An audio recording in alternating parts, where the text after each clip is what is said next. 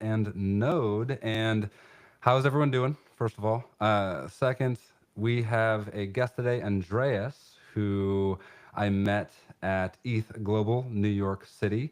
And Andreas here was hacking at ETH Global. And we had a good time. He built on Hypergraph and a few other pieces of tech. So figured I'd have him in today. So I'm going to go ahead, Andreas, and hop into chat and see how everyone's doing. Okay. And if you can go ahead and introduce yourself and tell the viewers your background and how did you end up at ETH Global New York City? Oh, well, I've been writing software for a really long time, and lately I'm working on Web3 stuff, and I've done some indexer implementations, and I was very interested in the hypergraph because it allows you to actually modify the data, and it allows you to point different graphs into each other, and so it was very interesting. So when we were at ETH Global, we thought we would connect it to our app. Our app kind of And what app is that? so we're planning to work a lot with intellectual properties, Hmm. and we had this idea that you could make a graph that shows how documents are similar, different IP documents. So Hmm. if you have intellectual property that you're posting, then it would, on the one side, warn you that somebody else has something similar, Hmm. or tell you that you have something similar than somebody else. Hmm. So And there's a little background job that's running on Hugging Face doing hmm. similarity analysis, and then it was going to post the data into Hypergraph.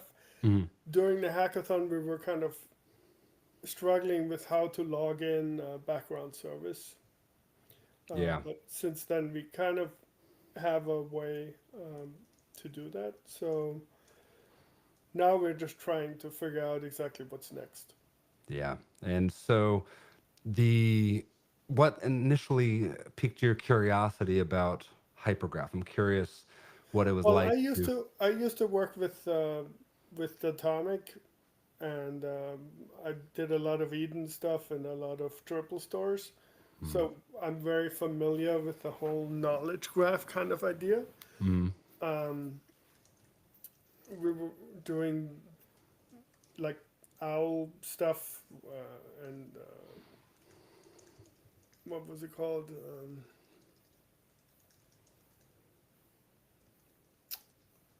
I don't recall. It's so long ago. mm, But the whole idea of having a knowledge graph makes a lot of sense for mm, this kind of data because right. currently everything is GraphQL, which feels almost like it's a hypergraph, but it's not really. So Hmm. that's very interesting. Yeah. Yeah.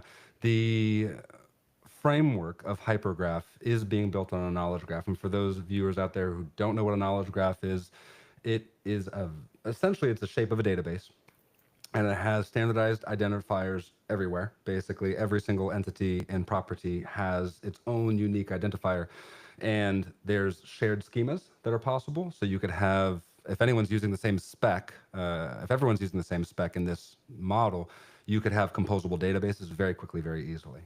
And so that's something that I was really excited to start playing with Hypergraph. For you getting started, is this how many times have you worked with knowledge graphs in the past, Andreas? Well, was this pretty much like fish in water? You hopped right in and it wasn't a big deal? Oh yeah, years. I wrote a whole. It was a legal case management system that we started writing on top of the Atomic. Nice, Um, nice. so it was like a Cassandra backend, and then it had the Atomic on top. So it Very was nice. written in Clojure. So all this stuff was just Eden information. Yeah. And with that experience, you brought that in and you were pinging me in Telegram all of these questions and you were You this is a developer preview, by the way, if anyone's watching. Hypergraph is not production ready. Just go and tinker right now. And Andreas tinkered his heart out and broke it. Very so you found the limits relatively quickly, and that was fun to see. With finding those limits, did you feel like this is I'm curious what your thoughts are after working with knowledge graphs in the past and being intimately familiar with that architecture, and then seeing this again in this Web3 kind of shape. Was there anything that you were like, I wish this The, would have that would be better? Or is there things that you really liked already? I'm curious. the one thing so I really like the idea of having end-to-end encrypted. Mm-hmm. The one thing I was kind of struggling with is like having private and public as like such a big separation.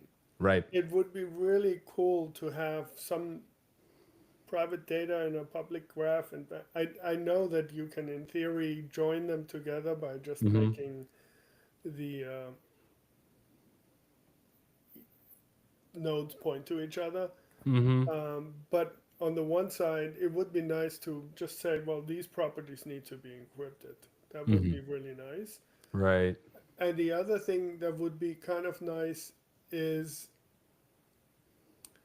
when you're when you have a private graph that you can easily add multiple users, and when you have a public graph to easily add additional editors. Mm-hmm. Those are the things where I just ran into right away. That would be kind of cool to have like that flushed out. Yeah. The find grained auth. That would be really nice. I know the team is working on that in terms of just saying, okay, well, it's not necessarily the data privacy. It's the access to the data by who, by at what time, given certain auth, given certain as admin, what roles, like all of that fine level control. I Mm-hmm. do know that they are working on that. I'm not sure what the status is, but I do know that that is on the roadmap. Cool. So yeah, that's something I think would be good. We saw a few other teams bumping into that occasionally, just saying, hey, how do we publish, how do we make sure we're going private, public, like how do we expose, how do we not? And I think that's normal as a database and its spec is getting up to speed and coming to production ready. There's always little things like this can be built. Mm-hmm. Is there anything right now in your mind, like you've done Web 2, you're in Web 3, you've got experience. I'm curious what things you would like to see more of in crypto and in the entire space, really. I mean, you've got such experience in this. I'm just more curious, like high level, hypergraph included or not. I'm curious Well, I mean, what you'd like to see more of. I really like the idea of having the graph databases. I mean, GraphQL is kind of limiting. Mm. Um, You'd prefer and SQL? indexing is kind of very specific right now. Yeah, yeah, There's definitely space there to make that whole thing easier so that you yeah. could say, let's say, take an index and pile it into a hypergraph, Mm-hmm. that kind of stuff. Mm-hmm. So that, because the nice thing about hypergraph is that it's distributed in a way that really,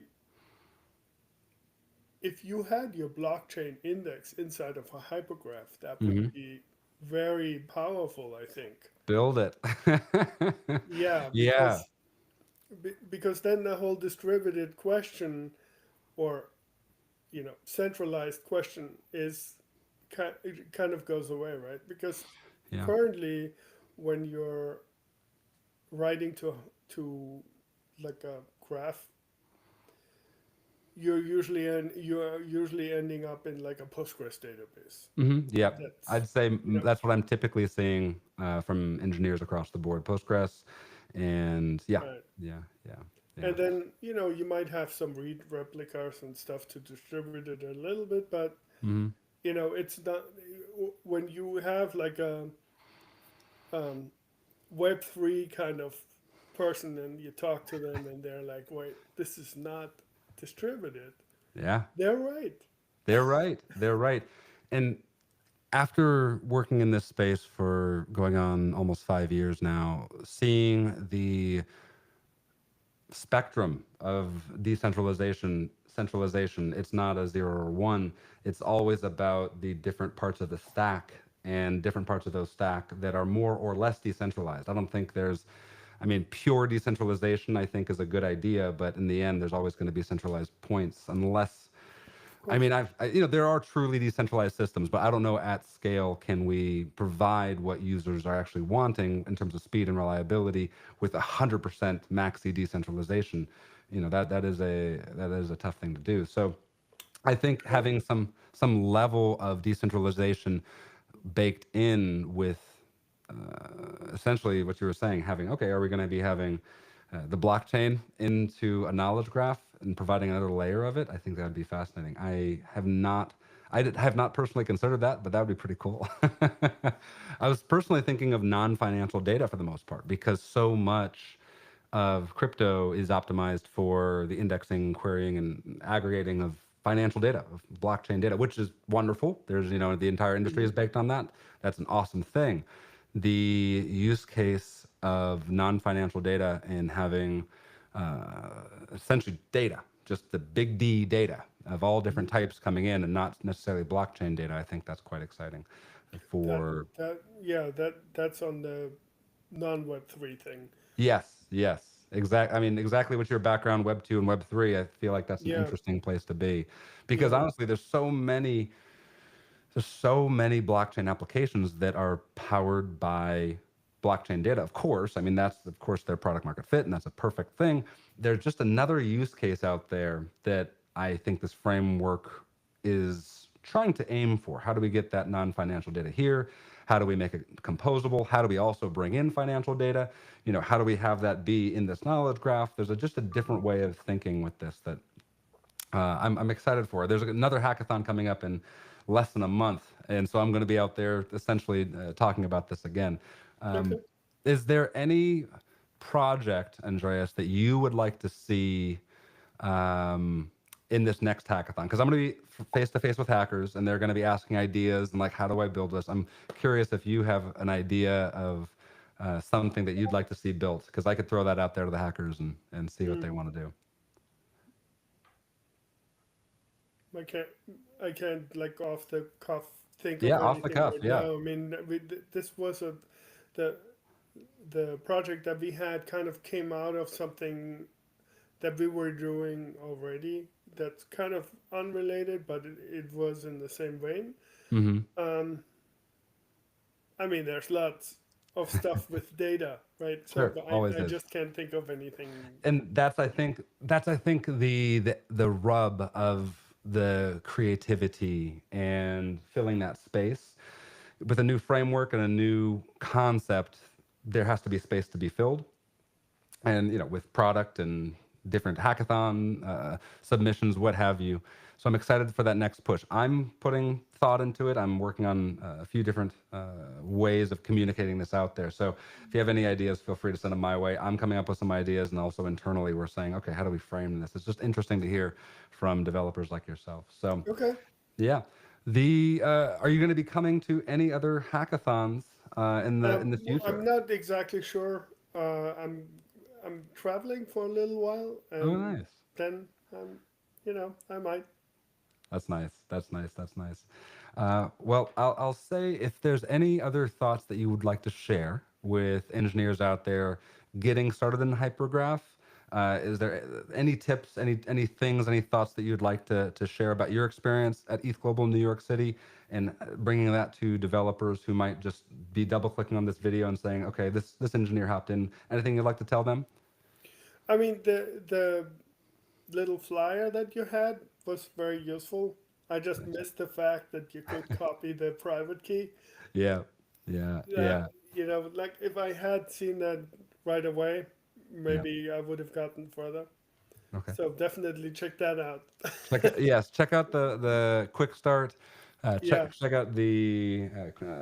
I mean, we're docs, videos. We're in this developer preview stage, so everything is rolling out as we're speaking. And so yeah, anytime we can be helpful to developers with anything like that, we're happy. That made me happy that at least the information was somewhere out there. Andreas, we just got to get it to you. Yep. Awesome, man. Okay, cool. Well, thank you so much for your Thank you. time. Thank you so much for coming on this office hours. That was really nice. Oh, Cartwright. Oh, Oh, latecomer, Cartwright buddy. So, for those of you watching, Cartwright was here earlier and was having connection issues, and apparently might still be having connection issues, but um, that's okay. That's what a live stream is for. We'll see if we can resolve it. But how about this? Cartwright, if you want to come on, more than happy to chat with you. Another session, if you want to come on and share anything that you're working on, happy to have you on. And same with you, Andreas. I wish you the very best and building and your time off. Enjoy travel a little bit if you can. And for those of you out there watching on the Graph Builders Office Hours, thanks for tuning in. We'll be here, of course, every week. We started a little bit late this hour, but we'll be on the regular time for next week. So, okay. Andreas, stay here. Cartwright, stay here, and I'm just going to close the stream. Take care, everybody. Okay. All right. Thank you. Bye.